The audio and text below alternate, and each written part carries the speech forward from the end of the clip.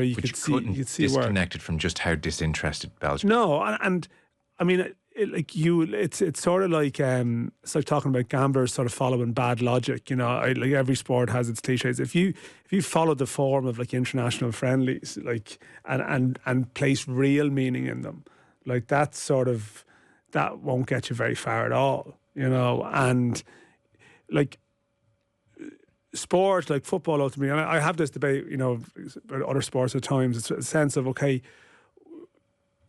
what does this game mean to the opposition? You always have to look at a game in the context of what does it mean to the opposition. And that's why like international football can be maligned, but like international football is great when everything is on the line. Yeah. Like you see the scenes from playoff games in the last week and the emotion it generates. And it's like, for all of the players here, this is everything.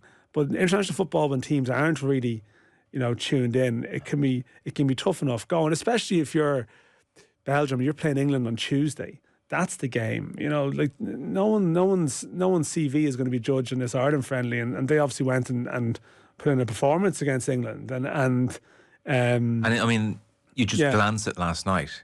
Their front three last night was Doku, Lukaku, and Trossard.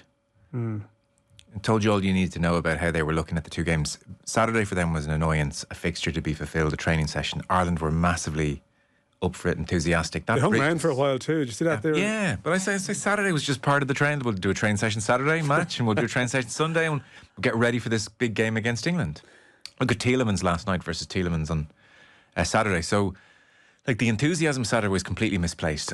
And if you watch the game through a Belgian prism for even 10 minutes of it, you could just see. I heard you make that point. And really, they just zero pressure on the ball ever. Like, no enthusiasm. This was trot around and just get through it.